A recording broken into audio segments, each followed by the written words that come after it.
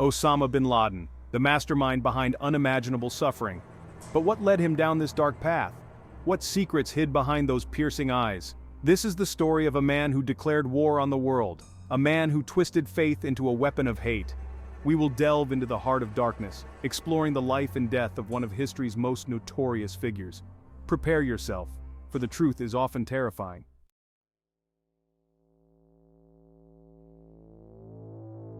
The night was dark, the sea, a churning abyss. Aboard a warship, a group of men prepared for a most unusual burial. Their cargo? The body of Osama bin Laden. The world's most wanted terrorist was no more. But his end was shrouded in secrecy. Why bury him at sea? What rituals were observed? The US government claimed necessity, a way to prevent his grave from becoming a shrine. But some whispered of darker reasons, ancient practices, attempts to deny him peace in death.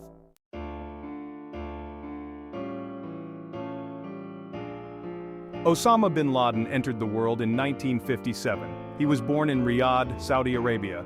His family was incredibly wealthy. His father, Mohammed bin Laden, was a construction magnate. He had close ties to the Saudi royal family. Osama was the 17th of 52 children. Despite the opulence surrounding him, Osama's childhood was not idyllic. He felt the weight of expectation. His father pushed him to succeed. He yearned for his father's approval. But he also questioned the lavish lifestyle. He saw the poverty that plagued many in the Middle East. Osama was a quiet and devout child. He excelled in school, displaying a keen intellect. He was drawn to religious studies. He immersed himself in the Quran, but even at a young age there were hints of a darker side, a rigidity in his beliefs, a tendency towards intolerance.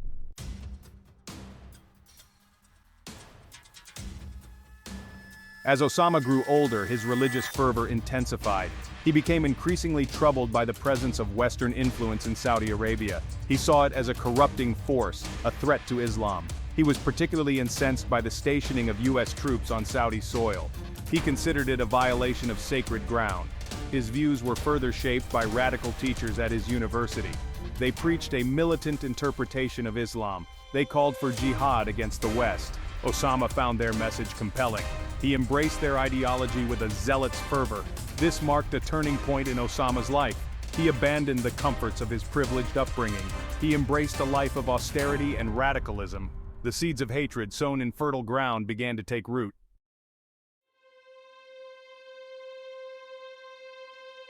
Osama's transformation did not go unnoticed by his family. His father was dismayed. He tried to reason with his son, urging him to moderate his views. But Osama refused to listen. He saw his father as part of the problem, a collaborator with the West. His family, once a source of comfort, became a battleground. His brothers and sisters were torn. Some shared his anger towards the West, while others rejected his extremist views. Deep divisions emerged within the family.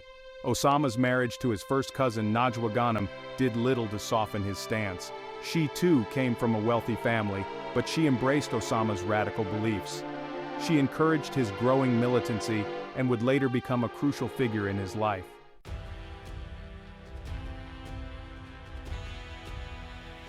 The Soviet invasion of Afghanistan in 1979 proved to be a pivotal moment for Osama bin Laden. He saw it as a religious duty to fight the communist invaders. Answering the call to jihad, he traveled to Afghanistan and joined the Mujahideen resistance. In the crucible of the Afghan war, Osama found his purpose. He proved to be a capable fighter, earning the respect of his fellow Mujahideen. He funneled his family's wealth into the conflict, helped finance the resistance, established training camps for foreign fighters, attracted recruits from across the Muslim world, and preached his radical ideology. He sowed the seeds for what would become Al-Qaeda. The Afghan war transformed Osama bin Laden. He was no longer a misguided youth, he was a hardened militant, a leader of men, a dangerous enemy.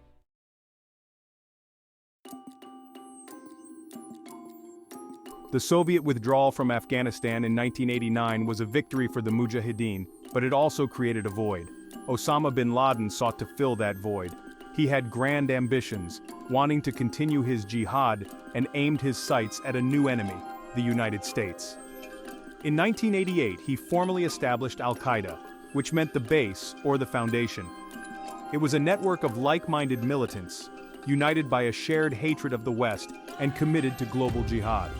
Al-Qaeda attracted veterans of the Afghan war from all corners of the Muslim world.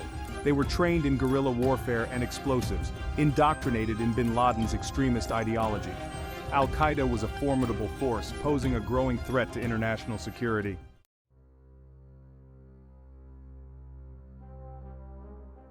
Osama bin Laden returned to Saudi Arabia a hero.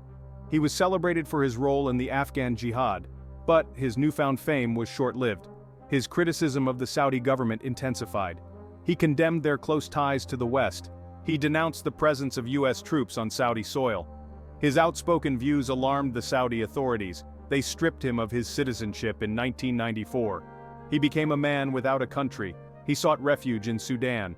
The Sudanese government welcomed him. They shared his anti-Western sentiments. Sudan became a safe haven for Al-Qaeda. Bin Laden used his wealth to build training camps. He recruited new members. He planned and financed terrorist attacks. Al-Qaeda's network grew stronger. Its reach extended across the globe.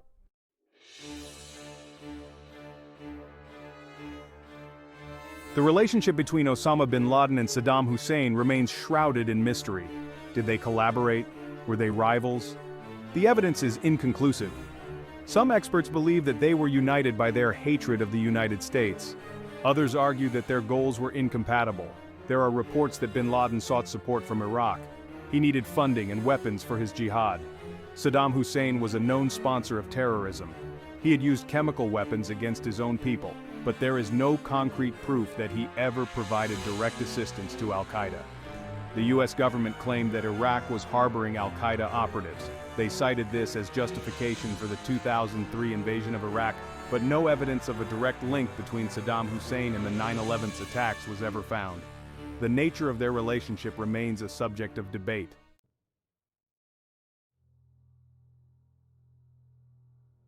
From his base in Sudan, Osama bin Laden issued a series of pronouncements. He declared war on the United States. He called for attacks on American interests worldwide. He accused the US of waging war on Islam. He condemned American foreign policy in the Middle East. In 1996, he issued his infamous fatwa. This religious edict called on Muslims to kill Americans wherever they were found. He justified his call to violence by citing US support for Israel. He also condemned the presence of American troops in Saudi Arabia. Bin Laden's declarations of war marked a turning point. Al-Qaeda was no longer a shadowy terrorist group. It was an openly hostile enemy of the United States. The world was now on notice. The threat of global terrorism was real.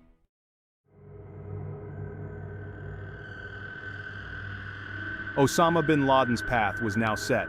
He had declared war. He would use terror to achieve his aims. He believed violence was justified. It was the only language the West understood. A trail of blood followed in his wake. His first targets were symbols of American power, US embassies, military installations, and businesses abroad. He wanted to inflict pain on the United States. He wanted to drive them out of the Middle East. His attacks were carefully planned. They were executed with brutal efficiency. He used suicide bombers, car bombs, truck bombs. He was waging a war of terror, and he was winning.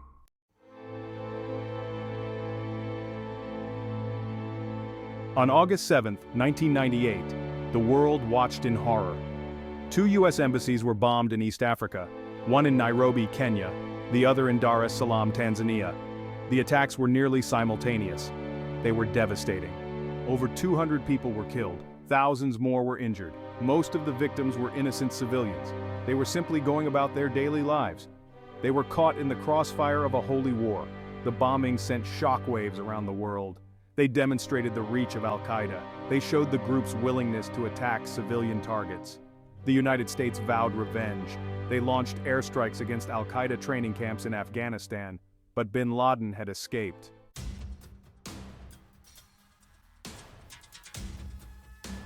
The USS Cole was a guided missile destroyer. It was docked in the port of Aden, Yemen, for a routine refueling stop. On October 12, 2000, a small boat approached the Cole. It was packed with explosives. The explosion ripped through the Cole's hull. 17 American sailors were killed. Dozens more were injured. The attack on the USS Cole was a direct challenge to American military might. It showed that Al-Qaeda was capable of striking even the most heavily defended targets. The United States was outraged. They demanded that the Yemeni government take action against Al-Qaeda. But the Yemeni government was weak. They were unable or unwilling to confront bin Laden.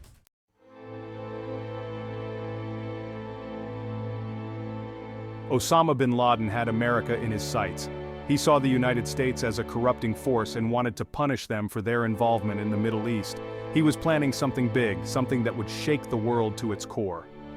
On February 26, 1993, a truck bomb exploded in the parking garage of the World Trade Center in New York City. The explosion created a massive crater, caused widespread damage, and tragically, 6 people were killed, while over 1,000 were injured. The 1993 World Trade Center bombing was a wake-up call, a sign of things to come, but unfortunately, the world was not yet ready to listen.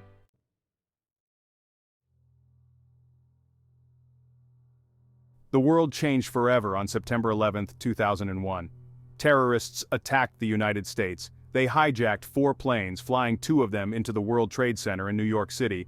Another hit the Pentagon in Washington, D.C., and the 4th plane crashed in a field in Pennsylvania. Nearly 3,000 people were killed in the attacks. The world was in shock, and the United States was enraged. They vowed to hunt down the perpetrators and quickly identified Osama bin Laden as the mastermind behind the 9/11 attacks. Bin Laden had become the world's most wanted man. The United States launched a global manhunt, offering a $25 million reward for information leading to his capture. They poured resources into the search, utilizing every tool at their disposal: intelligence gathering, military force, and diplomacy.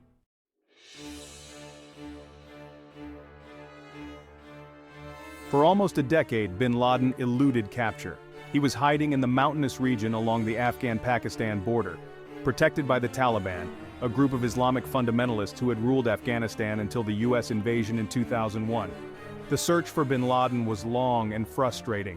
The U.S. government used drones to track his movements, interrogated captured Al-Qaeda operatives, offered rewards for information, and put pressure on Pakistan to crack down on the Taliban. Finally, in 2011, they got a break. They tracked a courier to a compound in Abbottabad, Pakistan. It was a large, heavily fortified complex that seemed out of place in the surrounding neighborhood. The CIA suspected that bin Laden was hiding there.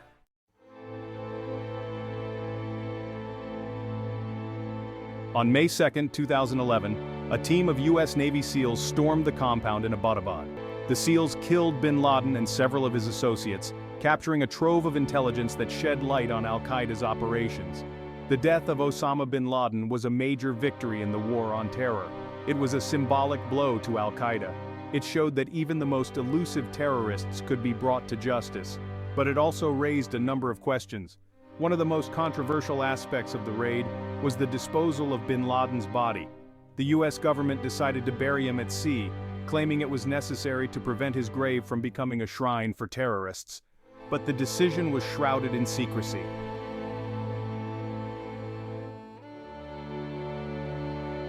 Osama bin Laden is dead, but his legacy of terror lives on.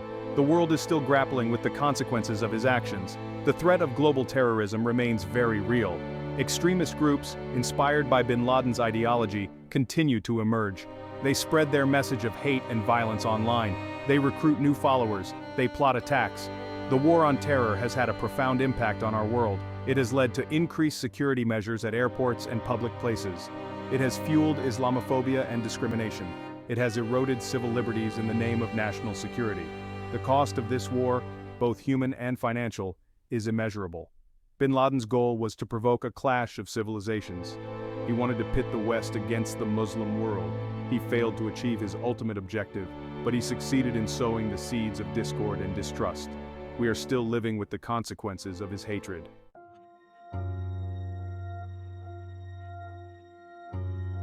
The death of Osama bin Laden marked the end of an era, but it did not bring closure. Many questions remain unanswered. Why was he buried at sea? Was it truly necessary to prevent his grave from becoming a shrine, or were there other motives at play? Some argue that the burial at sea was a violation of Islamic tradition. Others believe it was a necessary evil. The secrecy surrounding the burial has only fueled speculation and conspiracy theories. The truth, like so much else about bin Laden's life and death, remains elusive. Osama bin Laden was a complex and contradictory figure. He was a man of great wealth who embraced a life of austerity. He was a charismatic leader who inspired both devotion and revulsion. He was a devout Muslim who twisted his faith to justify mass murder. The world is a safer place without Osama bin Laden. But the forces that created him, extremism, poverty, and political instability, still exist. Until we address these root causes, the specter of terrorism will continue to haunt us.